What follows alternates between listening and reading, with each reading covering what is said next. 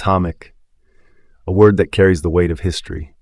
Total power, irreversible destruction, something that, once set in motion, cannot be stopped.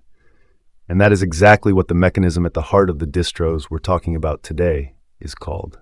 Every time you update your Linux system, you're gambling. You're betting the package won't break anything, that the dependency is compatible, that the kernel won't fight with the driver, that this time, unlike the last, everything will be fine. Because traditional Linux is mutable. It's alive. It breathes, it grows, it transforms, and sometimes it dies on its own from the accumulation of small decisions that settle over time like invisible geological layers. Someone said, enough, and built something radically different. Today we talk about immutable distros, not a trend, a philosophy, and about why, despite being technically superior, none of them have yet conquered the mainstream. Think about a Linux machine you've been using for 3 years. You've installed packages, removed libraries, modified config files, compiled something by hand, run a script downloaded from the internet. The machine works. But do you know exactly why it works? This is called configuration drift, the silent drift of a system that progressively moves away from a reproducible state. It's not a bug. It's the natural consequence of a mutable OS over time. The classic Unix model says, the system is yours, modify everything, you are free. And that freedom is real.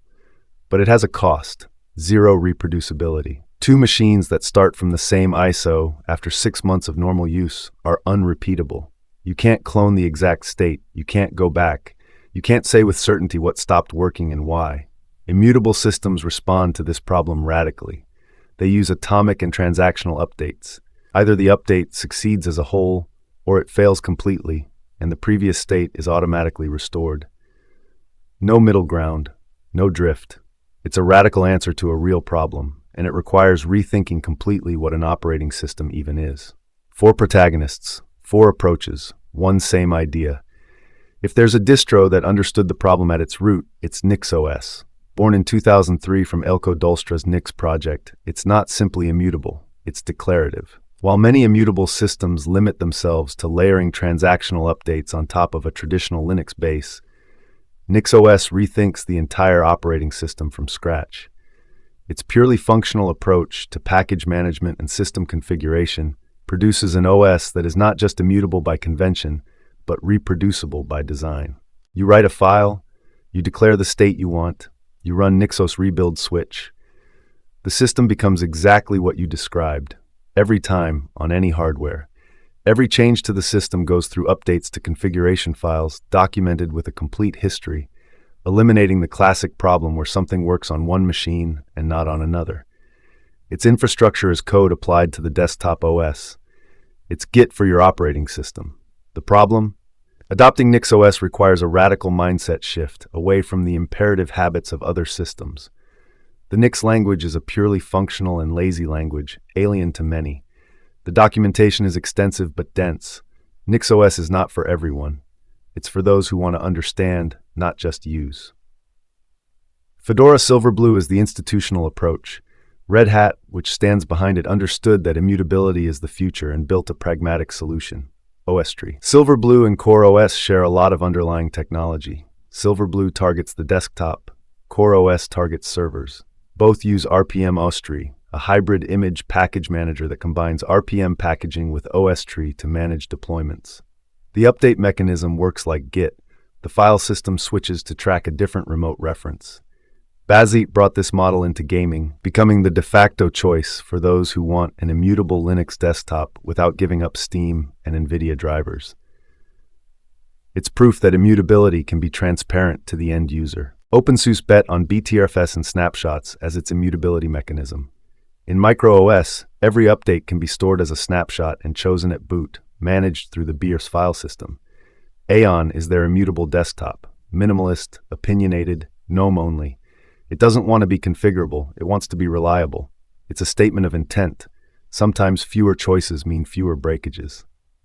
VanillaOS is the most interesting story to tell, not for its success, but for its ambition. VanillaOS 2 Orchid completely rewrote the system using OCI images, with improved support for atomic transactions, system state dumping, rollback, and the ability to generate local images with additional packages. It also abandoned Ubuntu for a hybrid Debian base. The concept of abroot, two AB partitions always present where only one is active, is elegant. The system doesn't update, it replaces itself safely. But VanillaOS is also a small project, driven by a tight-knit community.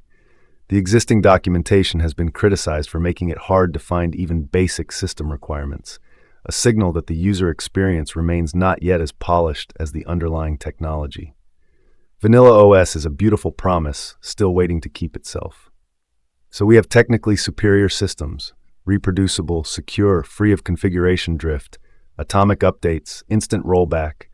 Why haven't they taken over? The uncomfortable answer comes in two parts. Part 1. The problem they solve doesn't exist for the majority of users. A typical Linux desktop today spends most of its life running a web browser, a handful of desktop apps, and maybe some games. Modern package managers are mature, distro defaults are far safer than they used to be, and catastrophic update failures have become rare, unless you're actively experimenting. Immutability solves a real pain, the pain of those who install, modify, experiment, break, repair. But the average user doesn't live there. The average user updates Firefox and reopens YouTube. Part 2. The cognitive cost is real. Adopting an immutable distribution requires a mindset shift, and there is a learning curve. Users need to familiarize themselves with a new set of tools and workflows, container management, transactional updates, which can become a barrier to adoption. Beginners need to understand the specific nature of their distro to follow online guides effectively. Generic Linux advice often doesn't apply, leading to confusion. And here the real paradox emerges. Immutable distros were designed to protect the OS from the user, but they do it by making the OS less accessible to the user. There is, however, one piece of evidence nobody can ignore. Valve shipped 5.6 million Steam Decks running SteamOS, an immutable system with a read-only root file system.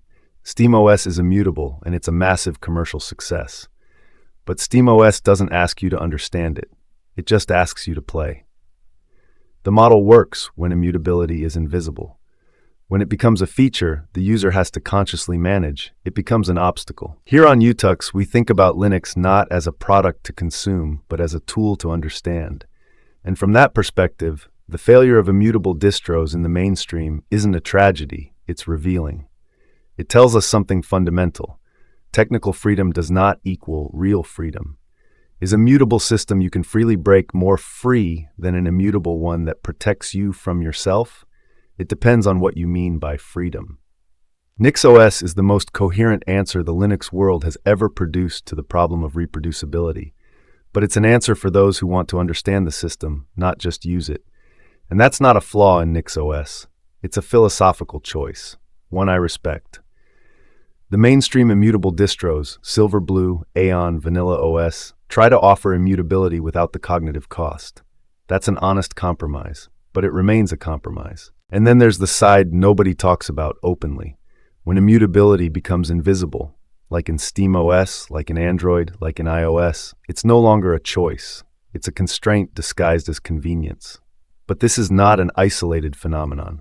It's a pattern we have already seen with the growing obsession toward universal packages, Flatpak, Snap, AppImage, systems designed to abstract the differences between distros to make software independent from the underlying system. The declared intention, solve Linux compatibility problems. The real effect, making the system increasingly imperceptible to its own user. Immutability and universal packages move in the same direction, distancing the user from the system, hiding complexity, sanding down every technical edge until you're left with a smooth, uniform, inert surface. And here I stop and ask myself, are these truly solutions? Or would it be more honest to call them stratagems, experiments, attempts, not always successful ones, to solve Linux's problems by erasing its technical identity? Because the strength of Linux is not in spite of its complexity. It's inside its complexity. It's in the fact that you can understand it, disassemble it, rebuild it. A system that hides itself from you is not helping you, it's taming you. And if in this process something breaks, well, maybe the solution isn't to remove the process, it's to make it work really well. We will keep choosing consciously, because choice, even when it's uncomfortable, is the only thing that truly matters. May Linux be with you.